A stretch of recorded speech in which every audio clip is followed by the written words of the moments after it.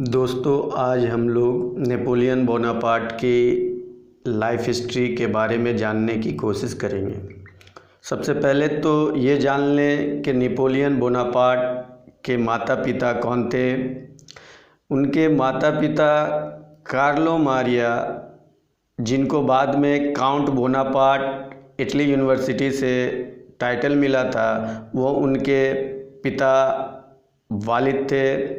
और उनकी माँ लेटिजिया, जो कॉर्सिका की थी, वो माँ थी। इन दोनों की शादी 17 बरस की उम्र में कार्लो मारिया थे और लेटिजिया 14 साल की थी। इन दोनों की शादी के पश्चात इनसे 13 बच्चे हुए, जिनमें 8 जिंदा रहे, 5 की मृत्यु हो जाती है। उन्हीं में से एक 15 अगस्त 1769 में नेपोलियन बोनापार्ट का जन्म होता है। नेपोलियन बोनापार्ट के पिता बोट चलाया करते थे।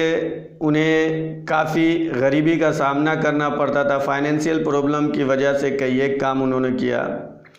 3 साल की उम्र में जब कॉर्सिका में कुछ सोल्जर्स को वो आते देखा, तो उन्होंने अपनी माँ से कहा कि मुझे वो यूनिफॉर्म चाहिए।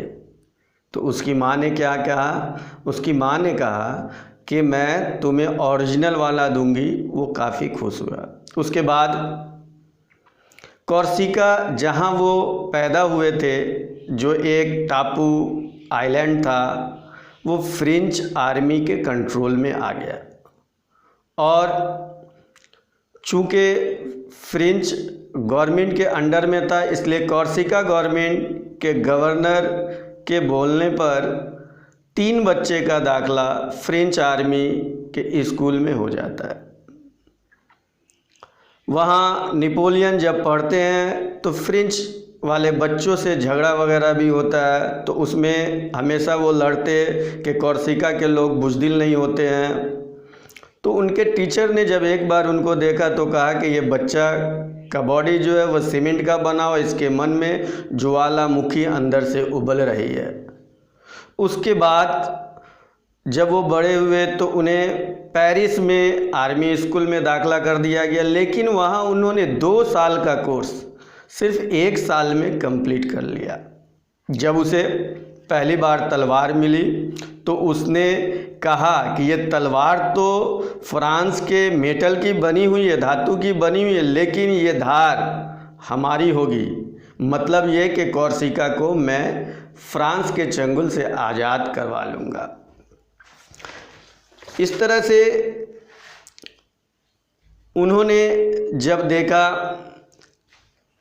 कि आज़ादी की आग उनके मन में दबी हुई थी, 1785 से 1788 तक, जब तक फ्रेंच रिवॉल्यूशन नहीं हुआ था, फ्रांसीसी क्रांति नहीं हुई थी, उस आग को उन्होंने अपने मन में दबाए रखा। 1789 में लुई 16 का तख्ता पलट हो जाता है। बेस्टिल के जेल को लोग तहस नहस कर देते हैं। तब नेपोलियन फ्रेंच आर्मी से रिजाइन होकर के वो लोगों का साथ देना शुरू करते हैं कि अब वो मौका आ गया है, मुझे अलग होना चाहिए। उस ज़माने में फ्रांस जो है फाइनेंशियल क्राइसिस के दौर से गुजर रहा था। तब तक नेपोलियन इस अफरा तफरी में 23 बरस के हो चुके थे, लेकिन उनके मन में अभी भी था कि कॉर्सिका को फ्रेंच गवर्नमेंट से आज़ाद कराना है। तो इसलिए उन्होंने फिर से फ्रेंच गवर्नमेंट में ज्वाइन कर लिया। फ्रेंच वाले हमेशा एक कॉर्सिका के ही फौजी थे, सैलिसिटी, उन्हीं की सुनते थे। और वो सीक्रेटली सैलिसिटी के मन में भी एक ज्वालामुखी दबी हुई थी कि कॉर्सिका को हमें आज़ाद करना, लेकिन वो उस चीज़ को छुपाए रखे। उनके कहने पर फ्रेंच गवर्नमेंट ने नेपोलियन को जनरल बना दिया। जब वो जनरल बन गए और कामयाबी मिलनी शुरू हुई तो सेलिसिटी के मन में फिर से जलन होनी शुरू हो गई और उसने फिर उसके खिलाफ चाल चलना शुरू किया। और उस चाल में फ्रेंच रेवोल्यूशन के बाद में 6 लोगों की एक कमेटी बना करके नेशनल असेंबली करके, जिसमें रॉबेस्पियर सरदार था, रेन ऑफ टेरर उस ज़माने में हुआ, तो 6 लोगों की कमेटी पर वो हुकूमत चल रही थी। रॉबेस्पियर का उस वक्त मर्डर हो जाता है और उसी दिन नेपोलियन के खिलाफ भी साजिश रचते हुए सेलिसिटी उसको जेल भेजा देता है। और एक जनरल बियरनास नाइस होता है, उसके बारे में हम बाद में बताएंगे, उसको उस दिन फांसी के फंदे पर लटका देता है, जो यूँ समझिए कि नेपोलियन की जिससे बाद में शादी होती है उसका शहर था। उसके बाद में जब ये सारी घटनाक्रम हो जाती है तो फिर रॉबेस्पियर के बाद एक नई गवर्नमेंट जो 5 डायरेक्टर्स पर मुश्तमिल थी वो आ जाती है। नेपोलियन क्या करता है, वो अपनी इनोसेंस, चूँकि उसने कोई क्राइम नहीं किया था, उसको साजिश के, तो उन्होंने एक हियरिंग के लिए डायरेक्टर्स पर मैसेज भेजते हैं। सेलिसिटी का नाम लिए बगैर वो बात कहते हैं कि मुझे एक अपने आप को प्रूफ करने का मौका दो कि मैं इनोसेंट हूँ। सेलिसिटी वो बात को सुनता है, तो उसने जब देखता है कि नेपोलियन को वो बात पता नहीं चली कि मैं उसने उसके खिलाफ साजिश किया, तो नेपोलियन को रिहा कर दिया जाता है। अब यहाँ पर वो कुछ दिन के लिए उसे माँ की याद आनी शुरू हो जाती है। अब वो माँ से मिलने के लिए कॉर्सिका फिर जाता है। तब तक नेपोलियन जो है 25 साल का हो जाता है। फिर से नेपोलियन को बागडोर दे दी जाती है। उसके बाद जब रॉबेस्पियर के बाद फिर से वहाँ अफरा तफरी का माहौल हो जाता है, फ्रांस फाइनेंशियल क्राइसिस के दौर से गुजरना शुरू हो जाता है, तो नेपोलियन पॉल बैरस के हिसाब से उनको एक वहाँ की सरदार बोलिए या जनरल बना करके फिर से पेश किया जाता है। वहाँ पर एक चलन चालू हो जाता है कि लोग जो है अपने हाथ में कानून लेते हैं, लोग गोली चलाना चालू कर देते हैं, तो विपन मतलब औजार को जमा करवाया जाता है। उसी वक्त एक 10 साल का बच्चा जब वो अपने रूम में रहता है, तो एक 10 साल का बच्चा हाथ में तलवार लेकर के आता है और कहता है कि मैं ये तलवार जमा नहीं करूँगा, ये मेरी बाप की आखिरी निशानी है, मैं बदला लेना चाहता हूँ उससे जिसने मेरे बाप को मारा है। उसे याद आ जाता है जिस दिन रॉबेस्पियर का मर्डर होता है, उसी दिन यूजेन उस बच्चे का नाम रहता है, उसके बाप को फांसी होती है, नेपोलियन को भी उसी दिन जेल भेजा जाता है। तो उसके बाद एक दिन बाद ही उस बच्चे की माँ पहुंचती है शुक्रिया अदा करने के लिए कि उसने तलवार वापस दे दी थी। लेकिन वहाँ एक घटना हो जाती है और ये समझिए कि नेपोलियन के शादी की कहानी आपको सुना रहा हूँ।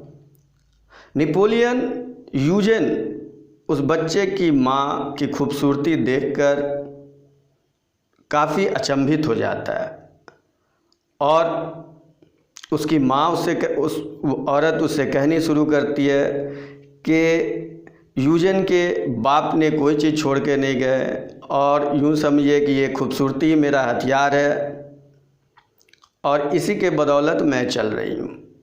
नेपोलियन उस वक्त 26 वर्ष का था और वो जो लेडी उसका नाम जोसेफिन था, वो 31 वर्ष की थी, उससे 2 बच्चे थे। लेकिन तब उन्होंने अपनी माँ से कहा, माँ को ये बताया कि अपनी उम्र तो चूँकि उसने 26 बरस बताई लोगों के सामने और जोसेफिन उस लेडी की उम्र उन्होंने 23 बरस बता करके उससे शादी कर लिया।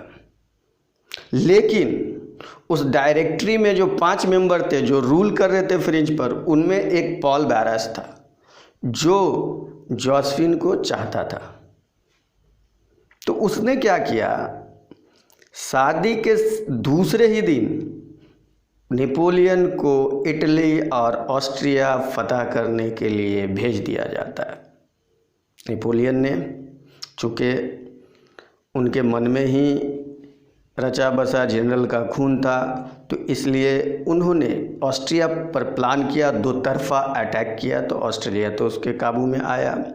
इटली पर फिर उन्होंने चढ़ाई करने की कोशिश की और नेपोलियन को कमांडर इन चीफ बना दिया गया। अब एक उस वक्त की एक कहानी है कि वहाँ पर बीच में इटली से कबल एक आल्प्स माउंटेन पड़ता था। वो हमेशा बर्फ़ से ढका होता था।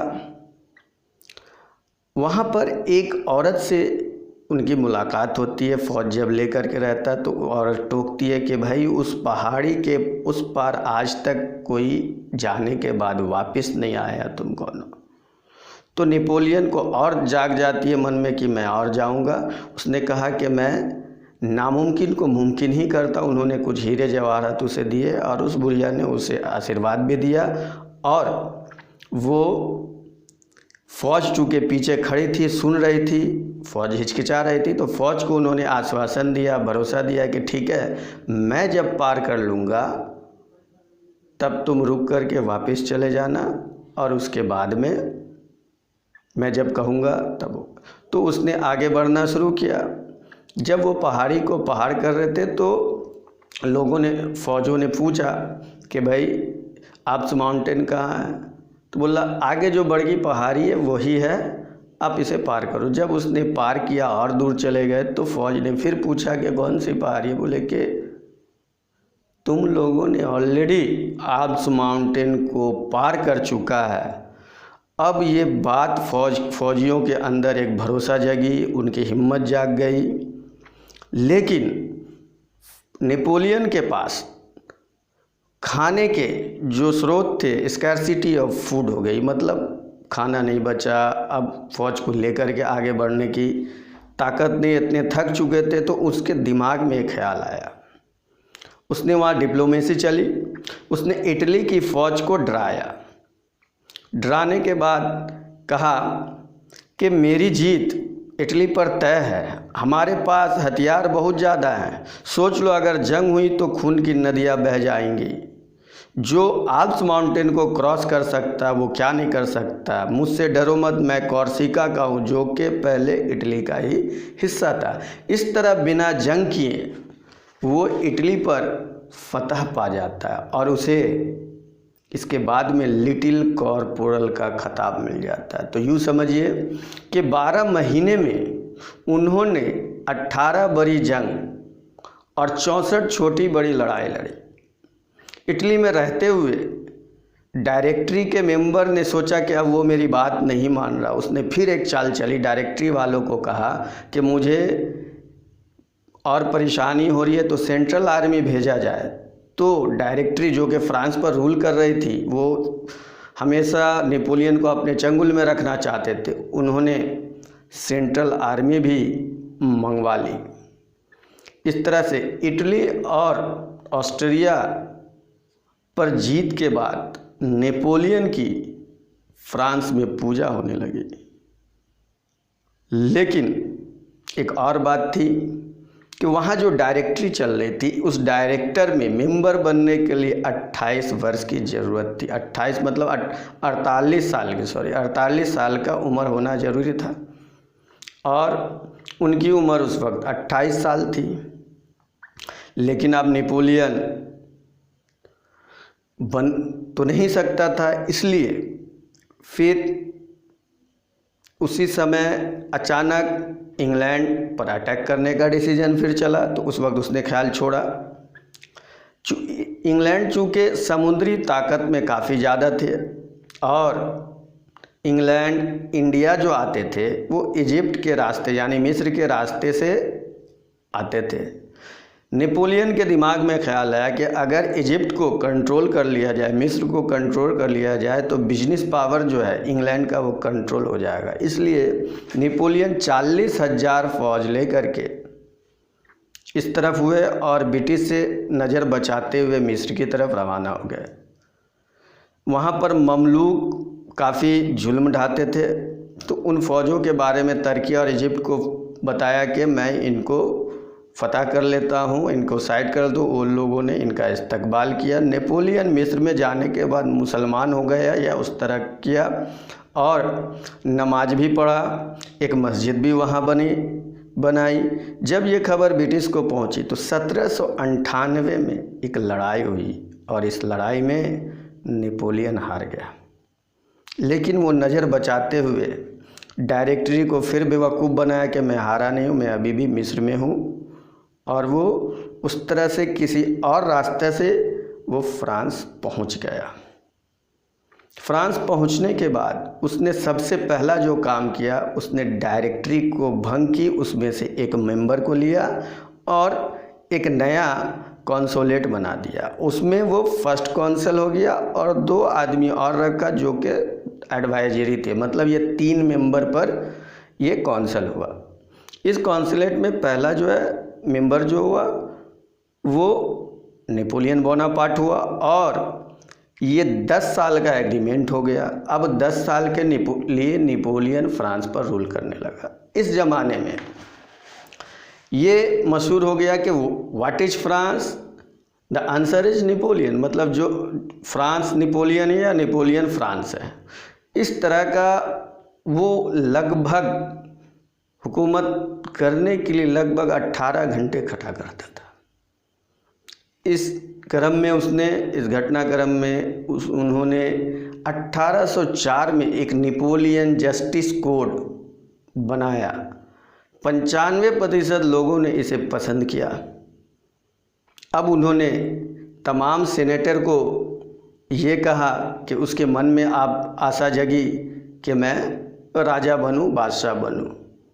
और चूँकि तमाम सेनेटर उन्हीं के थे तो उन्होंने अपने आप को 1804 में बादशाह घोषित कर दिया। ये मई का महीना था। तो यूँ समझिए कि 1789 से जो बादशाहत ख़त्म हुई थी, फिर से नेपोलियन ने बादशाहत को वापस ला दिया। मतलब ये 360 डिग्री टर्न हो गया। लेकिन एक बादशाहत को लेने के लिए क्रिश्चियनिटी का स्टैंप लेना ज़रूरी था। वो पोप ऑफ रोम के जरिया होना था। तो उस पर भी एक घटना हुई। जोसेफिन की जो शादी हुई थी वो चर्च के रूल के हिसाब से नहीं हुई थी, इसलिए उसे भी क्वीन बनाया जाने के लिए। दोबारा ये काम करना ज़रूरी था कि उसकी शादी करवानी ज़रूरी थी। तो नेपोलियन ने पोप को तो दावत दे दिया एज ए फॉर्मेलिटी, लेकिन उसकी अहमियत नहीं दी। तो जिस दिन उनकी ताजपोशी हो रही थी, ये 1804 दिसंबर का महीना था। तो ये घटना है कि लोग ये बात आपस में मशवरा कर रहे थे, सुगबुगा रहे थे, कानाफूसी कर रहे थे कि आज नेपोलियन को झुकना पड़ेगा। लेकिन उस दिन क्या हुआ, नेपोलियन ने ताज को खुद से उठाया और अपने सर पर पहन लिया और उसी समय उसने जोसेफिन को, अपनी वाइफ को भी पहना दिया। और उसने कहा कि मैंने ताज धूल में पाया है और तलवार की चोट से मैं पहनूंगा। 1805 का ज़माना आया। इंग्लैंड और फ्रांस अक्टूबर महीना में फिर से उलझ गए। फिर लड़ाई हुई। इस लड़ाई में, इसे तरफलगार की लड़ाई कहा जाता है। इस लड़ाई में नेल्सन जो इंग्लिश कमांडर थे वो मर जाते हैं और इंग्लैंड इसमें और वर्चस्व लेना शुरू होता है और तमाम ऑस्ट्रेलिया, नीदरलैंड, यूरोपियन तमाम कंट्री को इकट्ठा करना शुरू करता है। अब इसके बाद में नेपोलियन के मन में यह सवाल उठता है कि लेजिटिमेट इनहेरिटर, मतलब अब इनका वारिस कौन होगा। चूँकि जोसेफिन जो उनकी बीवी थी, उनसे पहले शौहर से जो 2 लड़का था वही था, इनसे कोई औलाद नहीं हुई थी। तो जोसेफिन ने भी इन्हें रिक्वेस्ट किया कि अब आपको शादी करना है। तो इन्होंने चूँकि रसिया को इनको अपने साथ मिलाना था, तो रसिया के जार के पास दावतनामा गया शादी के लिए कि उनकी लड़की से शादी हो जाए, वो विफल रही। तो ऑस्ट्रिया की प्रिंसेस शहजादी मैरी लुइजा से उनकी शादी हो जाती है और उस वक्त वो 40 बरस के हो जाते हैं, लुइजा 18 बरस की हो जाती है। 1810 में ये शादी होती है। इसके बाद इनसे एक बच्चे भी है, उनका नाम भी नेपोलियन ही रखा जाता है। लेकिन चूँकि हर एक योद्धा का कुछ ना कुछ अंत होता है, नेपोलियन बहुत ही एम्बिशियस, महत्वाकांक्षी बोला जा सकता है कि वो था और तमाम दुनिया को फतह करना चाहता था, अपने कब्जे में लेना चाहता। ख़ास करके उसे इंग्लैंड से दुश्मनी थी। लेकिन चूँकि इजिप्ट के रास्ता में वो असफल रहा, तो इसलिए वो रसिया के रास्ता से आने की योजना बना रहा था कि कम से कम अगर रसिया में कैप्चर कर लूँगा तो इंडिया आने में बहुत ही कम समय लगेगा, क्योंकि अफ़गानिस्तान के रास्ता से वो आ ही सकता था। 1812 में रसियन एक्सपीडिशन हुई। 6 लाख सोल्जर के साथ वो रवाना हुआ। लेकिन वहाँ पर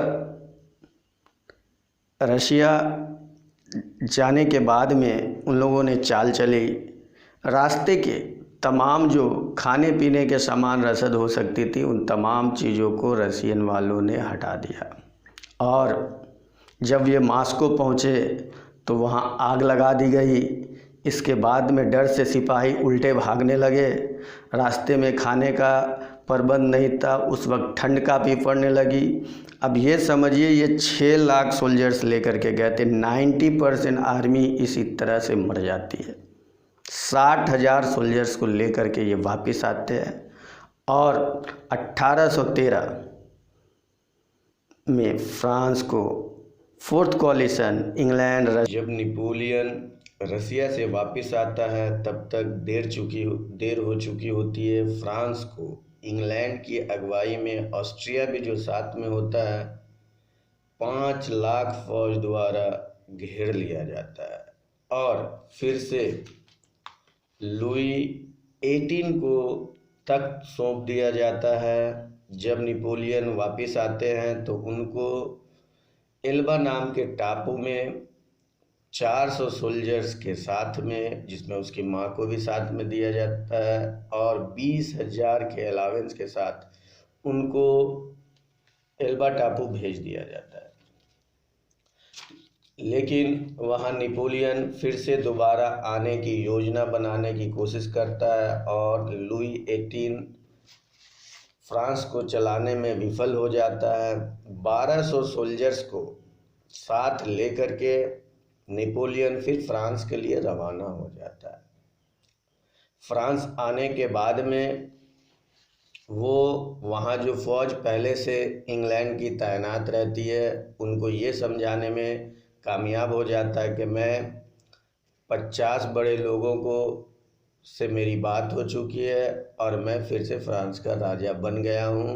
फ़ौज समझ जाती है और फिर से वो फ्रांस का राजा बन जाते हैं और लुई 18 फ्रांस छोड़ करके दोबारा ऑस्ट्रिया भाग जाता है और फ्रांस में फिर से इसको हिस्ट्री में 100 डेज रूल ऑफ नेपोलियन के नाम से जाना जाता है और फ्रांस में फिर से नेपोलियन राजा हो जाता है। लेकिन इंग्लैंड और ऑस्ट्रिया को ये बात अच्छी नहीं लगती है। फिर से इंग्लैंड तमाम कोलिशन को एक जगह करता है और उसके बाद नेपोलियन को 1815 में वाटरलू के मुकाम पर जब जंग होती है और वो अमेरिका की तरफ भाग रहा होता है तो उसे कैद कर लिया जाता है। इस वक्त इंग्लैंड कोई गलती नहीं करता है। सेंट हेलेना एक और टापू है, वहाँ उसे भेज दिया जाता है। इस वक्त उसकी माँ को साथ में नहीं दिया जाता है और वो वहीं कैद रहता है, जिसको उस समय काला पानी का नाम भी कहा जाता है। 6 साल तकरीबन वो वहाँ गुजारता है। उनकी मौत का अनुमान ये है कि या तो वो कैंसर से मर गए थे या उन्हें जहर दे दिया गया था। उनके जो आखिरी अल्फाज जो जुबान से मृत्यु के समय निकले थे वो थे फ्रांस आर्मी जोसेफिन। 51 साल जिंदा रहने के बाद में ये महान योद्धा 1821 में फ्रांस को अलविदा कहकर इस दुनिया से चला जाता है। दोस्तों, अगर मेरा ये चैनल न्यूटन टीचिंग टेक्निक अगर आपको अच्छा लगा हो तो इसे शेयर, सब्सक्राइब, लाइक ज़रूर कीजिएगा ताकि मैं दोबारा आप लोगों के लिए इसी तरह की करामत वीडियो डालने की कोशिश